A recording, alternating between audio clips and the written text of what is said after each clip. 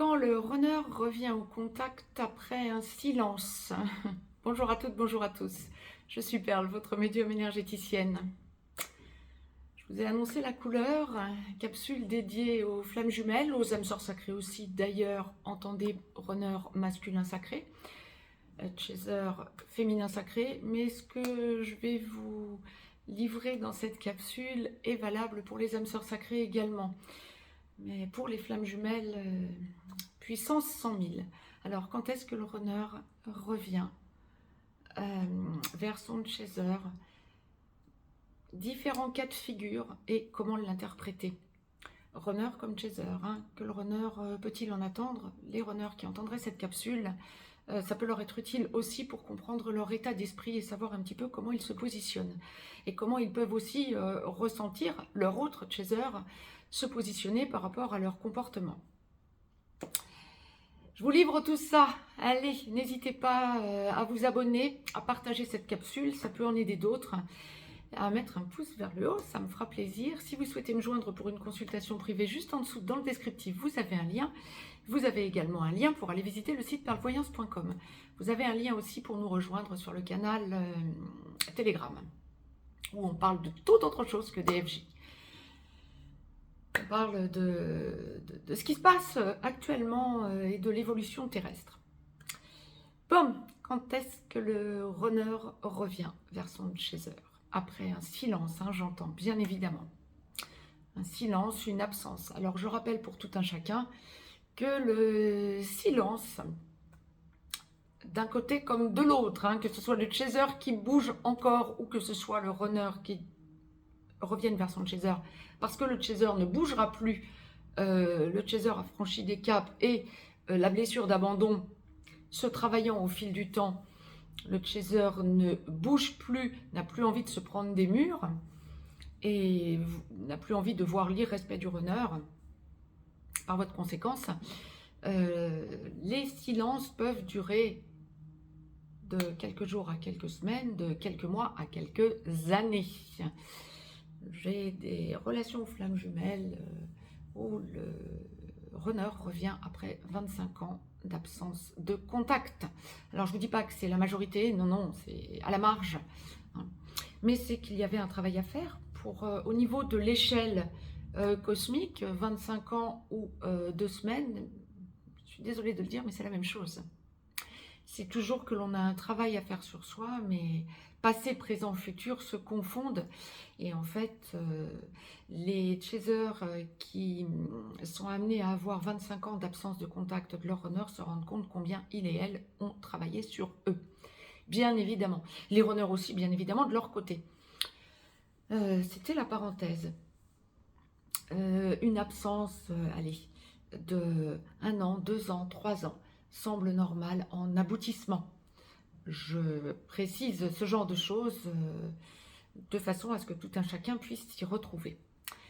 Donc, quand nous sommes en première partie de parcours, âme sœur sacrée comme flamme jumelle, chaser comme runner, lorsque ce n'est pas le chaser qui va au contact et qui reprend le contact après un petit blanc, le runner peut reprendre contact pour 2 raisons.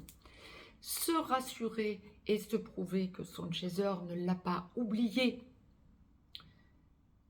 n'a pas tourné la page et tenté de remettre son chaser en acquis. Bien oui, évidemment, puisque le chaser, jusque-là, prenait contact avec son autre runner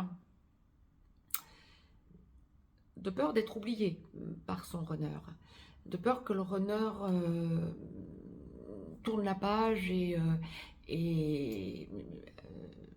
ou avec une énergie tierce, ou que ce soit confirmé ou supposé, du côté du chaser, le chaser a besoin de se manifester en première partie de parcours, de peur d'être oublié. Mais à un moment donné, quand la vapeur commence à s'inverser et que le chaser s'est pris un certain nombre de fois des murs, que le runner ne répond pas, ou que le runner répond et accepte même un rendez-vous, mais ne l'honore pas, ou bien que le rendez-vous se passe mal, le chaser arrête de prendre contact avec son runner, ou va espacer, va ne donner contact que pour l'anniversaire, le nouvel an, ou la date de reconnexion, ou bon. Et le runner peut commencer à se dire, mince, mon autre est en train de m'oublier. Du côté de la blessure de rejet, ça finit par piquer aussi, bien évidemment. Ne jamais penser du côté du chaser que le runner souffre moins et qu'il a sa plus belle vie. Hein. Non, non. Le runner souffre tout autant que le chaser, voire plus encore. Je le rappelle. Et donc, à un moment donné, même en première partie de parcours, le runner peut reprendre contact pour une raison ou pour une autre, pour repartir sur une excuse professionnelle ou pour une date importante d'une reconnexion. Le runner peut reprendre contact avec son chaser, ayant peur également que son chaser aille voir ailleurs ou que son chaser l'oublie. Le runner, ça lui appartient aussi, ce genre de choses. Le runner n'a pas la blessure d'abandon, il a la blessure de rejet. Il ou elle, bien sûr, prenez l'acception qui vous convient, hein, je dis il globalement. Hein. Mais donc, la blessure de rejet n'a rien à voir avec la blessure d'abandon. Je vous encouragerais, si vous ne faites pas totalement la différence, à aller écouter des capsules que je vous avais mises à ce sujet, et que vous retrouverez dans les playlists. Attention, la blessure de rejet n'a vraiment rien à voir avec ce que l'on en entend parler, ce que l'on en entend exprimer régulièrement. Absolument rien à voir. Donc, je vous encouragerais, si vous ne faites pas vraiment la différence, à aller visionner ou revisionner des capsules que je vous ai mises à ce sujet. Mais donc, le runner peut aussi avoir peur que son chaser l'oublie à un moment donné. Évidemment, sachant du côté du runner qu'il a pu faillir, qu'il a pu blesser son chaser, qu'il a pu aller trop loin. Ce seront les raisons principales qui feront que le runner reviendra vers son chaser. Donc, pour se rassurer et tenter de remettre son chaser en acquis. Et effectivement, en première partie de parcours, ce que l'on va souvent constater, c'est que parce que le runner revient au contact en premier, mais ne propose absolument pas une entrevue ou laisse entendre vaguement quelque chose, le chaser va se positionner et va dire bon ben on se verrait pas puisque tu reprends contact. Gravissime erreur, ami de chaser, si vous m'entendez aujourd'hui. Évitez ce genre de choses, laissez votre runner se positionner puisque c'est lui qui revient. Mais ça va être vraiment la recherche première du runner, se prouver que son chaser se remet en acquis. Ça va être aussi une deuxième possibilité en première partie de parcours, avancer sur le parcours. Le runner ressent qu'il a progressé, le runner ressent qu'il a évolué, qu'il a changé, qu'il a eu des compréhensions fines quant au couple qu'il forme avec son autre, quant à l'amour qu'il éprouve pour son autre, et aura constaté en cette première partie de parcours qu'il a eu beau essayer d'oublier son autre, rien n'y fait. Et donc, reprendre contact avec son autre pour revisiter la relation en quelque sorte et constater où en est son autre également et comment il se positionne par rapport à son autre. On est en première partie de parcours et on va retomber bien sûr dans les travers des deux côtés. Ça va réactiver la blessure d'abandon du côté du chaser et ça va réactiver la blessure de rejet du côté du runner. L'un et l'autre en inversion, que ce soit blessure de rejet en premier ou en second, blessure d'abandon en premier ou en second, lors d'une entrevue ou lors d'un recontact. Ça, c'est une possibilité de recontact du runner. Lorsqu'on va arriver en deuxième partie de parcours, il va y avoir différentes raisons qui vont faire que le runner va recontacter son chaser. Le runner peut être encore en contact ou en vie commune avec une énergie tierce en triangulaire, j'entends une relation sentimentale, ce que l'on va appeler une énergie toxique. L'énergie toxique, alors une énergie toxique ou l'énergie toxique principale ou une énergie toxique de nettoyage. Alors ça va dépendre où vous en êtes en seconde partie de parcours. Quand vous en êtes dans la réunion vers la vie commune, généralement le runner va pouvoir reprendre contact avec son chaser en premier, après un petit blanc ou un contact sporadique plus, hein, j'entends plusieurs possibilités de rester plusieurs mois sans contact ou avoir à plusieurs reprises des contacts de loin en loin ou des entrevues de loin en loin, 1 à 2 fois par an par exemple. Et du côté du runner, le runner va reprendre contact avec son chaser en premier, alors qu'il est encore avec une énergie tierce, voire avec l'énergie tierce principale, euh, pour faire un peu une jauge, pour se prouver à lui-même que son autre chaser se remet en acquis. Alors le chaser aura cheminé en deuxième partie de parcours et justement tentera de moins en moins d'être acquis. Acquise, hein, bien sûr, prenez toujours l'acception qui vous convient. Dans ce genre de situation, alors on peut être même sur la passerelle de la réunion vers la vie commune à la réunion dans la vie commune, le runner a encore peur de se retrouver seul. Le runner préfère encore être mal accompagné que d'être seul. Donc il a encore besoin d'être avec une énergie tierce, voire son énergie tierce principale, de peur de ne pas gérer la situation en étant seul. Mais bien souvent, on constate dans ce genre de situation que le runner commence à penser à sa mission d'âme, par exemple, que le runner commence vraiment à pouvoir envisager la vie commune avec son chaser, que le runner a besoin de venir comprendre le mode de fonctionnement de son chaser, que le runner a besoin de se colter à ce qu'est son chaser et que le runner n'est plus dans le déni de l'engagement à son chaser. Mais dans ce genre de situation, le runner est encore un chouïa trop dans la relation que terrestre.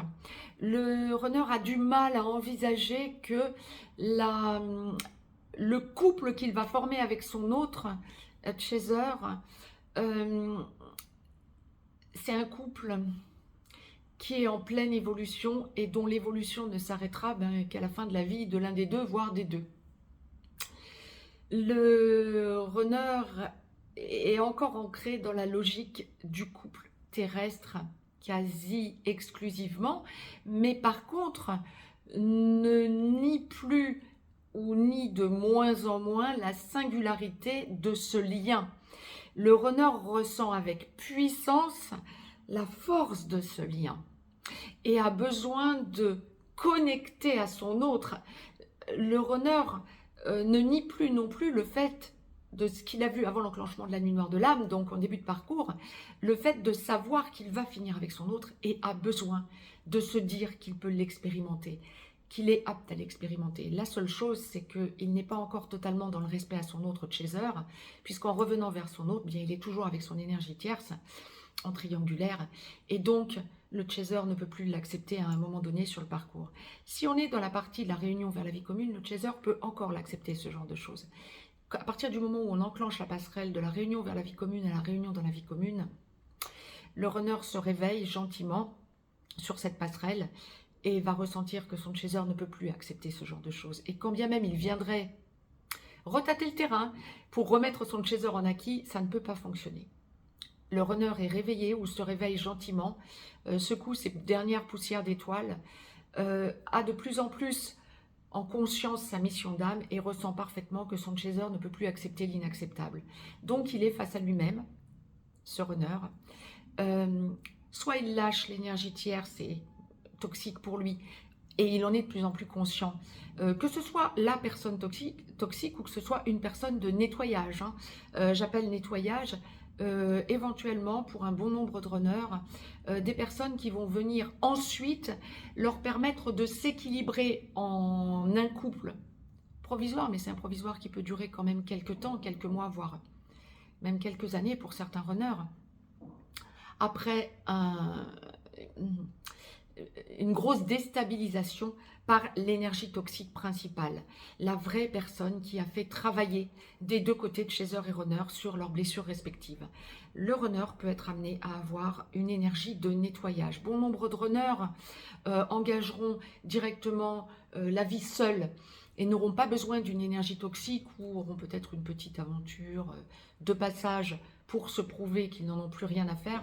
Mais un bon nombre de runners aussi ont besoin d'en passer par une énergie de nettoyage, tellement ils ont été déstabilisés et ancrés dans des addictions à cause de leur énergie toxique principale.